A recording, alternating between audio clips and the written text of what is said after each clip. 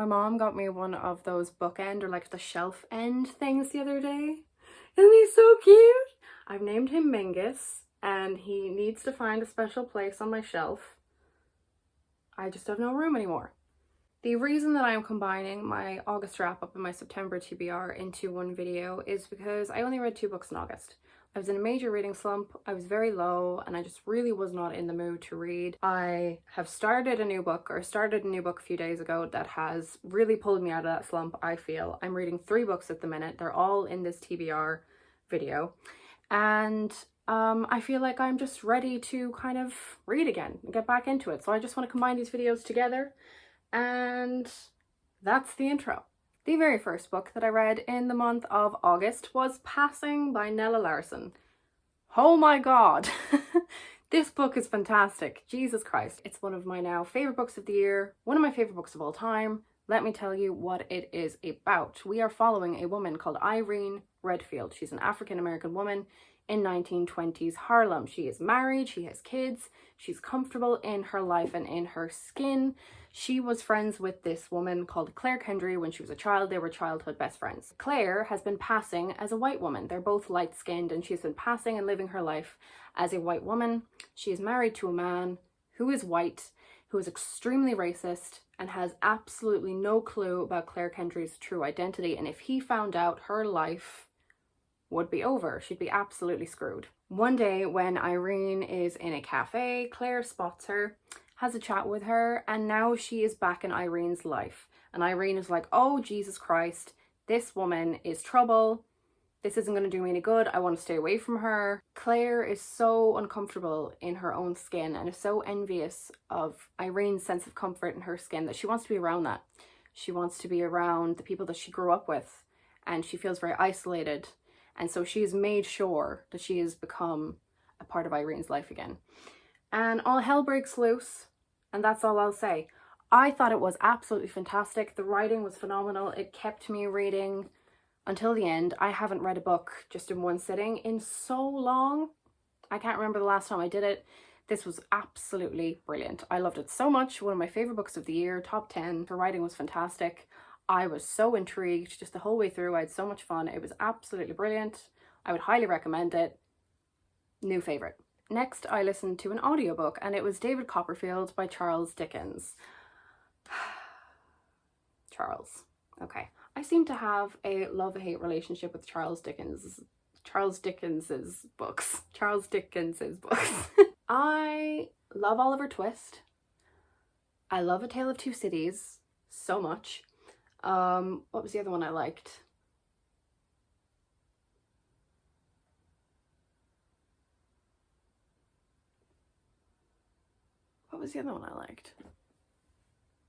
Hard Times. I love Hard Times. Bleak House.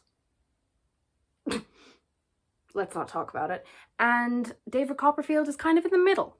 David Copperfield is about, would you believe it, a young boy called David Copperfield. And he is very isolated in life. His mother just got remarried to a horrible man who has a horrible sister, and they've just completely inserted themselves into his little family's life. They treat him like crap. They don't want him around. We're watching him make friends, make enemies, visit new places, meet new families, meet some lovers. We just watch him grow as a person and try to find his own identity and try to figure out who he is. As a Charles Dickens fan, I know he always has a ridiculous amount of characters in his books. There's always an insane amount of characters to follow, and I can usually keep up. But there were so many in this book. So many. And because I was listening to it, I felt like not everything was going in.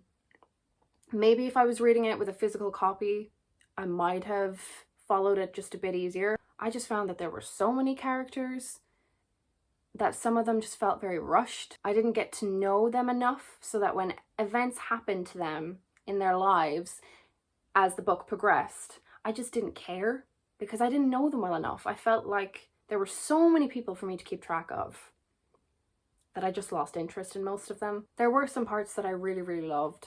I loved Agnes. I loved the gothic elements. It was just, there were too many characters and it was way too long. I think it was 36 hours long. The payoff wasn't there. in the end. Next, I read 2 novellas from the collection Different Seasons by Stephen King. The very first novella that I read was The Breathing Method, which follows an old man. He has no friends. It's just him and his wife. He's very alone. He's very isolated. He's very bored in his life. One day at his work, his boss invites him to this club where it's all men, and they sit around drinking whiskey and they tell stories from their life. One man one night at this club tells the story of the breathing method, which is about when he was younger, he was a doctor, and this young woman came to him for help because she was about to have a baby on her own. The father had left her on her own, and she was determined to have this baby no matter what. I gave it a 3 out of 5. I thought the setting of the club was fantastic. It was eerie, very unique. It was fine. I liked the writing, like I said. The club was great, but the rest of it, just the second half of the story and how it all wrapped up, fell flat for me. But the second novella that I read from this collection was Rita Hayworth and the Shawshank Redemption. And let me tell you, 5 out of 5, holy shit. I loved this story so much. I had seen the movie years ago. Absolutely fantastic. It's the #1 movie on IMDb for a reason. So I was a bit nervous to read the story. Maybe I wouldn't like it. Maybe it wouldn't live up to the hype that I had in my head of the film when I was younger. It did. It absolutely did. It was fantastic. We are following a young man called Andy Dufresne. He's accused of killing his wife, and so he's put into prison, Shawshank Prison, and he is determined to prove he did not commit the murder. He did not kill his wife, but nobody believes him because his wife had been cheating on him, and so they're like, you are the only one that would have a clear motive to kill her. It is told from the perspective of a man called Red, who is played by Morgan Freeman, the King. Red, Morgan Freeman, is this character who is basically seen as the door to the outside world. If there's anything that you need that you can't get at commissary, you can get through Red. Andy Dufresne asks Red for a rock hammer and a poster of Rita Hayworth for his prison cell. And that's all I'll say about that. And if you haven't watched the film or if you haven't read the novella, I absolutely recommend that you do so. It was a 5 out of 5. The movie is a 5 out of 5. The whole story is a 5 out of 5. I love it so much. Shawshank Redemption, gold star. Next, I'm moving on to the TBR section. The very first book I started a few days ago at the very end of August, so it's kind of half wrap up, half TBR, and it is A Little Life by Hanya Yanagihara, a book that is both heavy physically and emotionally. I mentioned this book in my August book haul, but before I even get into what it's about or some of my thoughts on it, non-spoiler thoughts, I want to mention the trigger warnings because I will never be recommending this book on my channel until I have mentioned those first. Some of the many trigger warnings for this book: there is sexual assault, there is domestic abuse, there is self-harm, mentions of suicide, the abuse of a disabled character. There's just so much in here. You really need to be careful before you pick this book up because it could really do you more harm than good. If you haven't read this book, you may think I'm being a bit dramatic, but I feel like if you have read this book, you will understand where I'm coming from. I am personally really enjoying this. I'm on page 536, so I only have about less than 300 pages to go. I can see myself giving this a 4 out of 5 stars, but I don't want to promote it in this video without having mentioned that if you think any of those things that I've mentioned, any of those trigger warnings will affect you in a really negative way from reading this, I don't want you to take my recommendation. I don't want you to pick it up. Personally, you can if you want to, but I just want you to know that I don't think it's the best idea. So what is A Little Life about? We are following 4 main characters in New York City, all following different careers: Jude, Willem, JB, and Malcolm. We're following them from college to middle age and everything that they go through, all of the relationships that they go through, the trials and tribulations in their friendship, and so on and so forth. I'm really enjoying it. I don't want to say too much. I don't want to go too much into it because it will be in my September wrap-up because I should have this finished in the next few days. I could see A Little Life becoming one of my favorite books, if not of all time, of this year at least. I just want to stress that I'm mentioning the trigger warnings for a reason. This book is extremely detailed. It takes it there. It does not skim on these subjects or skim over these subjects. It really does go into detail. It is a very dark book. It does not have a happy ending. I don't think that's a spoiler. I mean, look at the cover. I may sound extremely dramatic, But like I said, if you've read the book, I really feel like you'll understand where I'm coming from. I know how sometimes books can really affect us in a negative way if we relate to it a little bit too much. And so I just want you guys to be careful. Really consider what you're getting yourself into when picking up a little life. The next book that I want to read is one that I started last night, and it is The Falling in Love Montage by Kira Smith.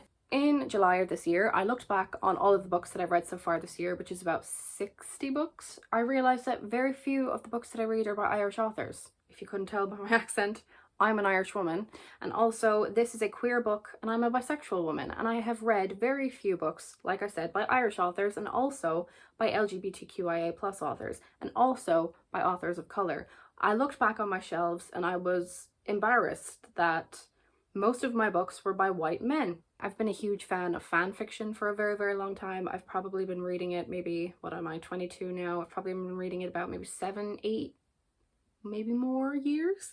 I'm a huge fan. I used to write it for Bellark from the 100 on Wattpad when I was like 17. I'm a huge fan of fan fiction, and most of the fan fiction that I read is centering around queer characters, but I very rarely read novels centering around queer characters, and that's something that I'm really upset about and something I really need to change. Falling in Love Montage follows a young woman called Saoirse. She just finished her Leaving Cert and she broke up with her ex Hannah a few months ago, and she's not interested in dating anymore. She just wants to have a fun summer, snogging girls, having fun, feeling free, nothing serious, not getting involved with anyone, until